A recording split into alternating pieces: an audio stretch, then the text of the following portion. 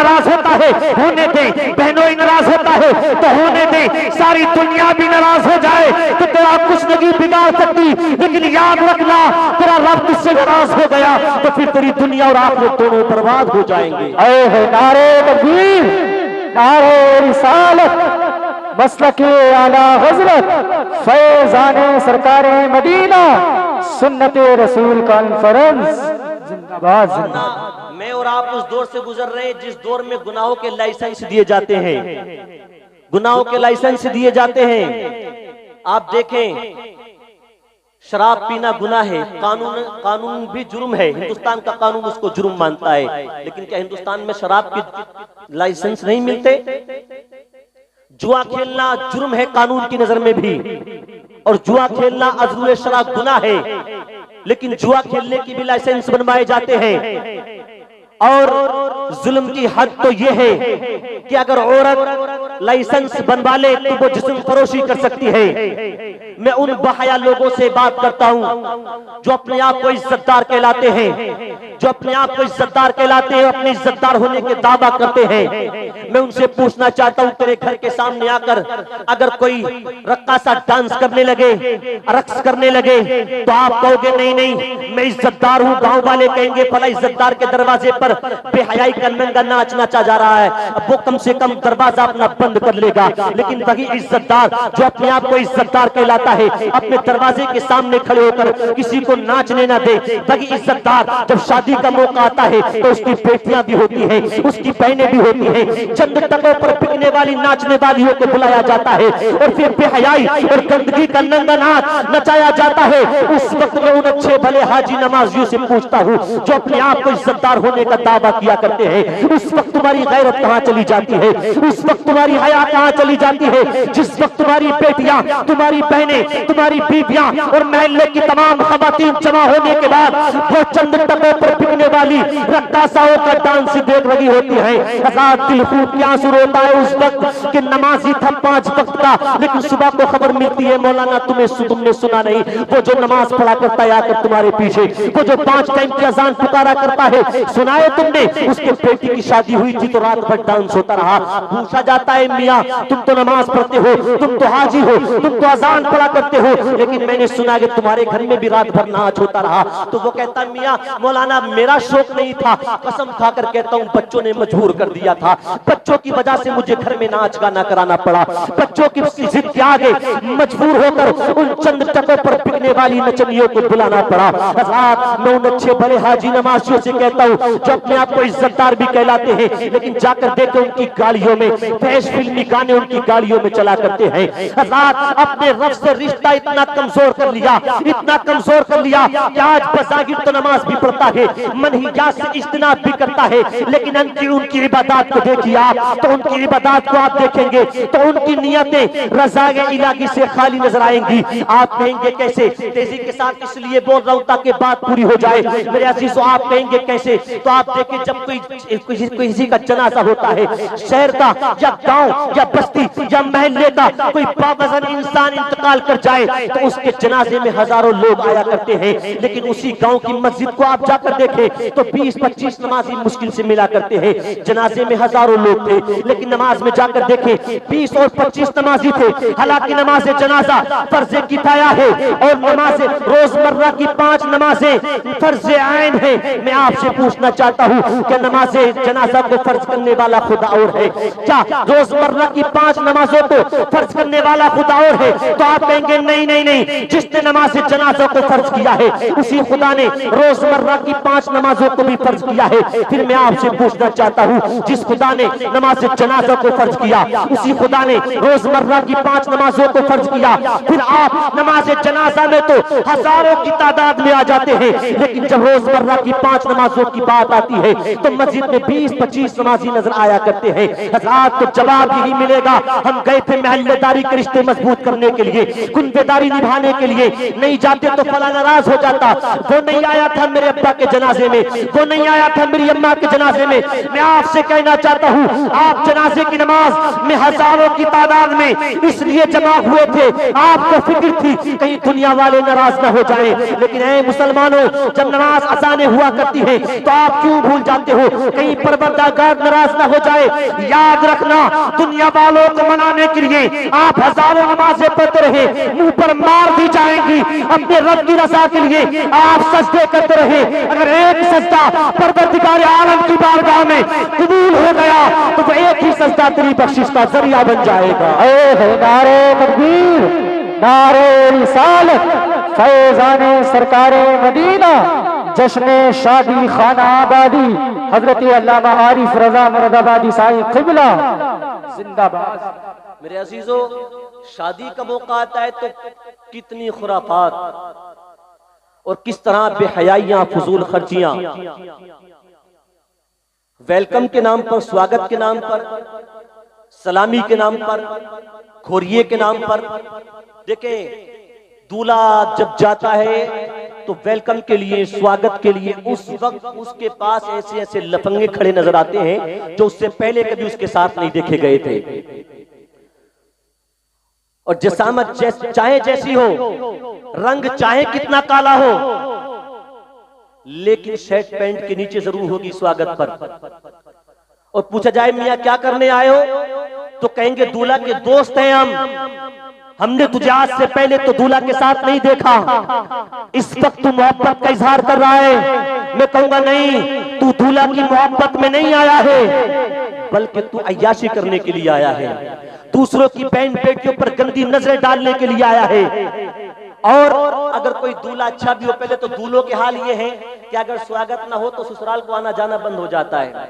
हमारी तो इज्जत ही नहीं हुई, हमें तो कुछ समझते नहीं, स्वागत तक नहीं किया गया, दूल्हा आना जाना बंद कर दिया करता है। लेकिन कुछ समझदार जवान हैं भी जो कहते हैं नहीं, मैं स्वागत नहीं कराऊंगा, मैं बेहयाई का नंगा नाच अपनी शादी में नहीं कराऊंगा, मुझे स्वागत नहीं कराना है। तो फिर सालियां नाराज हो जाती है, जवान जवान लड़कियां नाराज हो जाती है, अरे ये तो कंजूस था, इसके पास शायद देने के लिए कुछ नहीं था, इसलिए बहाने बनाने लगा, स्वागत नहीं कराया। 1000-2000 में क्या हो जाता, क्या इसकी जान निकल जाती। इस तरह की बातें की जाती हैं। मैं उन बहनों से कहना चाहूंगा जो 1000-2000 की वजह से दुपट्टों जो के सरों पर रखने चाहिए थे, उनको अपने कांधों की जीनत बनाकर दूसरों के सामने आकर खड़ी हो जाया करती है।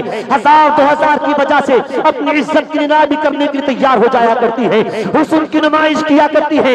मैं उनसे कहना चाहूंगा तुझे 1000-2000 स्वागत पे मिल जाएंगे, जूती चुराई पे मिल जाएंगे, 1000-2000 में तुझे क्या मिलेगा, एक जोड़ी कपड़ा मिल जाएगा या एक जोड़ी जूता मिल जाएगा। तू स्वागत ना करके, जूती ना चुरा करके, पर्दे में रहकर, अपने घर की चार दीवारी में रहकर जिंदगी को गुजार। अगर फातिमा को तेरी अदाएं पसंद आ गई तो मर के कब्र में बाब में पहुंचेगी, जन्नत की हूरों के जोड़े तेरा इंतजार कर रहे होंगे। लेकिन नहीं, स्वागत ना कराए, दूल्हा शरीयत पर अमल करने लगे, मुझे नहीं कराना, तो सालियां नाराज। और अगर सालियां शरीयत पे अमल करें क्या मैं नहीं करना स्वागत, तो दूल्हा नाराज। बड़े मसले हैं। और फिर शादी जब बारात चली जाती है तो खोरिये के नाम पर वो गंदा नाच नाचा जाता है बेहयाई का। बाज जगहों पर मिट्टी उछाली जाती है, दूसरे के ऊपर मिट्टी कीचड़ उछाला जाता है, हंसी मजाक। वो जो हज करके आ गई थी, सारे महल्ले के लोग उसको हज्जन कहते हैं, वो भी डांस करती हुई नजर आती है। एक जगह तो खबर ये मिली, बड़ा अफसोस हुआ असलम भाई, कि एक आलिमा जो मदरसे में पढ़ा रही थी गुजरात में कई साल से, और मैं तो कहता हूँ वीडियो बन रही है उस तक मेरी आवाज पहुंचे, कई साल से गुजरात में पढ़ा रही थी, रत्नागिरी से उसकी फरागत भी हुई। मैंने सुना बारात जाने के बाद लगभग 4 घंटे तक अकेली डांस करती रही, 4 घंटे तक अकेली डांस करती रही, फरमाइश कर करके गाने बजवाती रही। ये जो खराबियां पैदा हुई इसकी वजह कहीं ना कहीं हम और आप भी हैं। और वो जो बाप बैठे बेटियों के, मैं उनसे कहूंगा आप भी हैं, बड़े बड़े मोबाइल दे दिया आपने कि बेटी मेरी जिम्मेदार हो गई है। बहरहाल मैं इस तरफ नहीं जाना चाहूंगा, आखिरी चंद जुमले हैं, तवज्जो के साथ सुनना। वो मेरी बहनें जो बेहयाई का नंगा नाच नाचा करती हैं, गंदगी का नंगा नाच नाचा करती हैं, फातिमा के किरदार को देखें। हजरत फातिमा को अपनी जिंदगी में इस बात की बड़ी फिक्र रहा करती थी कि जिंदगी में तो मुझे कोई न देख सका, दिन के उजाले में या रात के अंधेरी में किसी गैर महरम ने मुझको न देखा, लेकिन कहीं ऐसा ना हो मेरे इंतकाल के बाद मेरी लाश पर, कफन पोश लाश पर किसी की नजर पड़ जाए। आप रोया करती थी। हजरत अस्मा बिन्त उमैस आपके पास आई और आकर कहने लगी मैंने एक जगह देखा, वहां पर जब जनाजा ले जाया जाता है तो बड़े एहतमाम के साथ ले जाया जाता है। जिस चारपाई पर मरने वाली औरत को ले जाया जाता है उसको डोली की तरह खजूर की टहनियों से सजाया जाता है, फिर बड़े एहतमाम के साथ उसको ले जाया जाता है। जनाब अस्मा बिन्त उमैस ने खजूर की टहनियां लाकर वो शक्ल आपको बनाकर दिखाई कि इस तरह से औरत के जनाजे का पर्दा किया जाता है। हजरत फातिमा ने जब ये देखा तो आप मुस्कुराने लगी। तारीख बताती है मेरे आका के इंतकाल के बाद ये पहली मुस्कान थी जो फातिमा के लबों पर आई थी। मुस्कान इसलिए नहीं आई कि खाना अच्छा मिला है, मुस्कान इसलिए नहीं आई कि कपड़ा अच्छा मिला है, मुस्कान इसलिए नहीं आई कि आज दुनिया में दुनिया की कोई नेमत मिल गई है, मुस्कान आई है तो इसलिए आई फातिमा के लबों पर कि फातिमा के जनाजे को मरने के बाद भी कोई देख ना सकेगा। फातिमा के किरदार को आप अपनाएं, फातिमा के अखलाक को पढ़ें, उनकी हयात को पढ़ें। क्या हुआ, ज्यादा परेशान मत ना हो आप, चल सकें चलना पता है, ठीक है। बहुत मेहनत की इस बच्चे ने सैयद साहब को बुलाने के लिए, अल्लाह हजारों गुना नेमत बदल अता फरमाए। हाँ, छोटे छोटे बच्चों के जज्बों को जब देखता हूं तो दिल करता है कि उनकी पेशानी को बोसा दे दूं, वरना इस उम्र के बच्चे और जलसे और जलसों से और उलमा से मोहब्बत, ये आले रसूल से मोहब्बत ही का सबूत है कि उन्होंने बड़ी कोशिश करके हुजूर सैयद मुकीमुर रहमान साहिबुल्लाह को बुलाया है। वरना सैयद साहिबुल्लाह की तारीख लेने के लिए कई महीने लग जाते हैं, फिर भी हाशिम भाई तारीख मिलती नहीं है। हाँ, तो बैठे रहें आप, और जो लोग आवाज सुन रहे हैं वो भी आ जाए बहुत जल्द इंशाल्लाह। सैयद साहिबुल्लाह तशरीफ लाने वाले हैं। तो मैं जहां तक मेरी आवाज पहुंच रही है अपनी बहनों से गुजारिश करना चाहूंगा कि फातिमा के किरदार को पढ़ें आप, और जो बैठे अपनी बहनों को बताना, जाकर अपनी बेटियों को बताना, अपनी बीवियों को समझाना कि फातिमा की जिंदगी कैसी थी। हजरत फातिमा एक रोज अपने घर के अंदर बैठी हुई थी, आपके शोहर हजरत अली तशरीफ ले आए। जरा जोर से कहें सुभान अल्लाह। एक हाथ उठाकर हजरत अली को पुकार ले ताकत से, या अली, बुलंद आवाज से या अली। हजरत अली तशरीफ लाए तो देखा कि फातिमा रो रही है बैठी हुई चारपाई पे। हजरत फातिमा को रोती हुई देखा तो हजरत अली सरहाने बैठे। यहाँ से ये भी सीखे कि बीवियों से बात कैसे करनी चाहिए। तुम्हारी तो भवें चली रहती हैं, जब भी बात करते हो तेवर तुम्हारा नीचे नहीं आता। हजरत अली तशरीफ लाए, सरहाने पर आकर बैठे। हजरत फातिमा के सर पे हाथ रख के कहा था, फातिमा आंखों में आंसू आने की वजह क्या है, किस वजह से तुम रो रही हो? नबीजादी हो नबीजादी, गवारा नगी अली को आपकी आंखों में आंसू आए, जरा ये तो बता दो किस गम ने तुम्हें रुला दिया है। हजरत फातिमा ने अपनी जुबान से कुछ नहीं कहा, बल्कि अपनी चादर को यूं फैला के हजरत अली को दिखाया।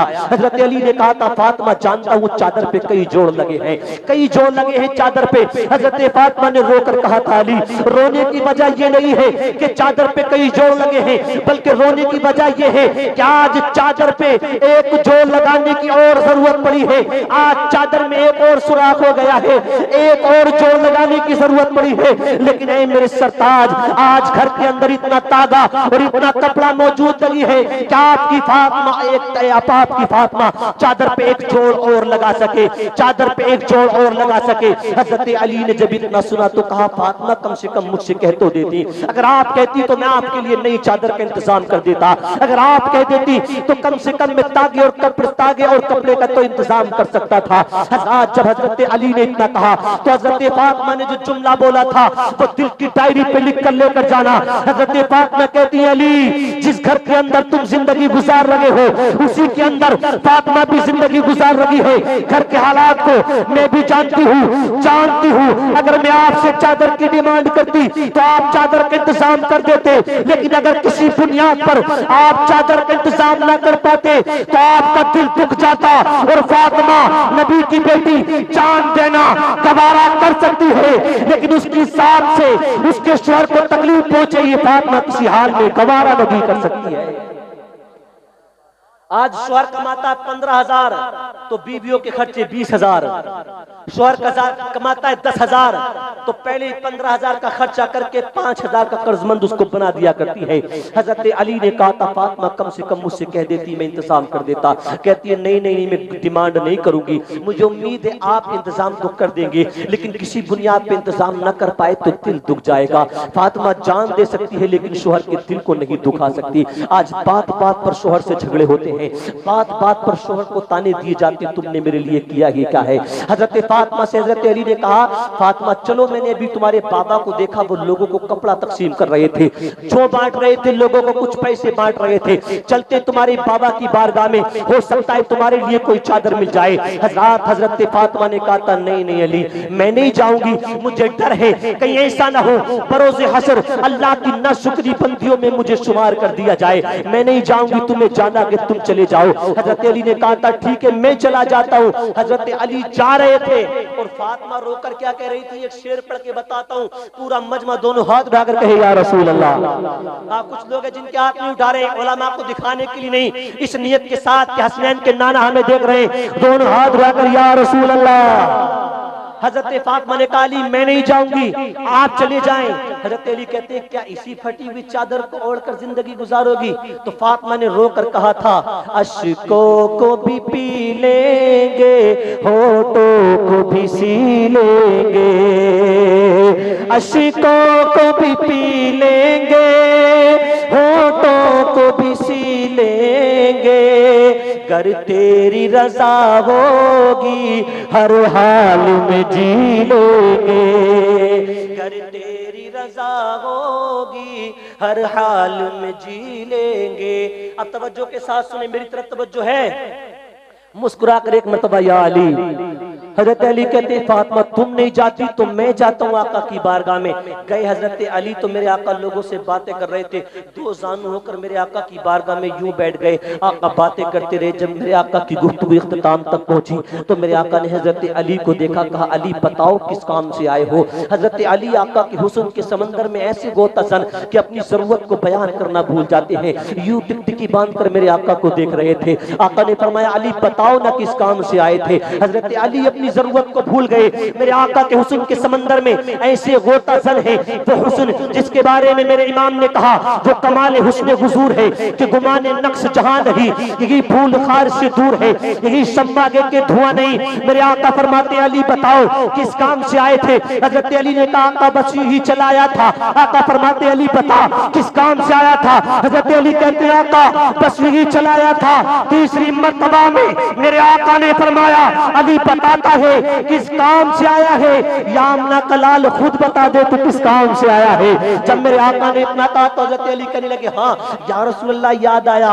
वो आपकी बेटी है ना फातिमा, उसकी चादर बड़ी बोसीदा हो गई है आका, मैं आपकी बारगाह में एक चादर लेने के लिए आया हूँ, एक चादर लेने के लिए। तो मेरे आका ने उन कपड़ों की तरफ इशारा करके जो कपड़े रखे थे उनकी तरफ इशारा करके कहा अली ये जो कपड़े बैठ रखे हैं तुम्हें ये लगता है कि ये मेरे घर वालों के लिए रहे? नहीं नहीं, ये मेरे घर वालों के लिए नहीं है, बल्कि ये उन यतीमों के लिए है जिनके वालिद ओहद और बदर में शहीद हो गए, ये उनके लिए है, मेरे घर वालों के लिए इनमें से कुछ हिस्सा नहीं है। हजरत अली जब पलट कर जाने लगे तो मेरे आका ने फरमाया अली आया है तो कुछ लेता जा। जरा जोर से कहें सुभान अल्लाह। अली आया है तो कुछ लेता जा। मेरे आका का दरबार तो ऐसा है वहां से अपने तो अपने गैर भी खाली हाथ नहीं आया करते।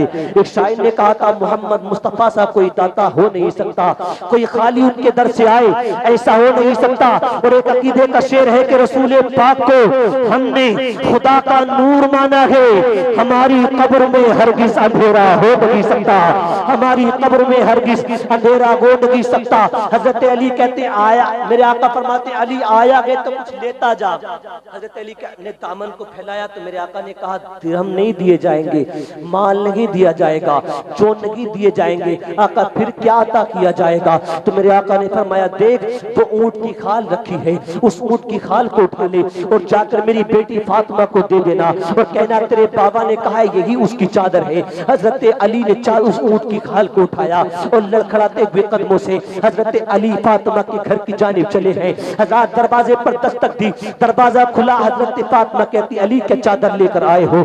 हजरत अली ने कहा नहीं नहीं, चादर आपके लिए नहीं दी गई है, बल्कि तुम्हारे बाबा ने ये ऊंट की खाल दी है, कहा है जाओ फातिमा को दे दो, यही उसकी चादर है। हजरत फातिमा ने ये नहीं कहा अली ऊंट की खाल भी क्या कोई औरता होगा? हजरत फातिमा ने सीने से लगाकर कहा था अली दुनिया वालों की नजरें इसको ऊंट की खाल समझ रही होंगी, लेकिन जरा देख तो अता करने वाली जात किसकी है? अता करने वाली जात मोहम्मद अरबी की है, अता करने वाली जात मेरे बाबा की है। अब मेरे लिए ये ऊंट की खाल नहीं रही है, बल्कि इसकी कीमत मेरी नजरों में जन्नत की हूरों की चादरों से ज्यादा हो चुकी है। अब वो ऊंट की खाल हजरत फातिमा ने अपने सर पे रखी और वो जोड़ लगी हुई चादर उसके ऊपर से डाल ली। अब नमाजें पढ़ रही है। नमाजें पंज वक्ता के अलावा नफल भी अब अदा किया करती थी, नफल भी अदा किया करती थी।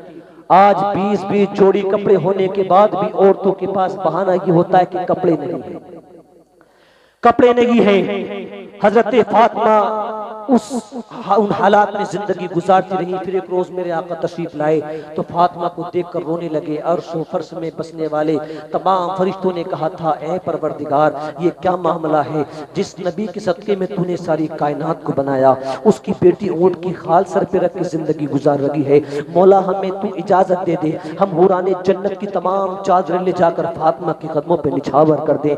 तो रब ने फरमाया तुम फातिमा के सर पे रखी हुई ऊंट की खाल को देख रहे हो और मैं अपने महबूब की बेटी की सब्र की अदाओं को देख रहा हूँ। मैं अपने महबूब की बेटी की सब्र की अदाओं को देख रहा हूँ। मैं अपनी बहनों से कहना चाहूंगा तुम इन नचनियों के लिए, इन नचनियों को देखकर जिंदगी गुजारने के लिए नहीं आई, मुंबई की आवारा रक्कासाओं को देखकर जिंदगी गुजारने के लिए नहीं आई, बल्कि तुम फातिमा को देखकर जिंदगी गुजारने के लिए आई हो। अगर किसी की अदाओं को अपनाना है तो फातिमा की अदाओं को अपनाओ, किसी के लिबास को अपनाना है तो फातिमा के लिबास को अपनाओ, अगर किसी के हेयर स्टाइल को अपनाना है तो फातिमा के लिबास को अपनाओ। आज जो सीरियलों में देखकर, अखबारात में देखकर, मोबाइलों में देखकर हेयर स्टाइल तुमने बना लिया दूसरों के जैसा, तुम्हारे लिबास दूसरों के जैसे हो गए। अगर जिंदगी गुजारनी है तो फातिमा के तरीके पर गुजारो, दुनिया भी कामयाब और आखिरत भी कामयाब हो जाएगी।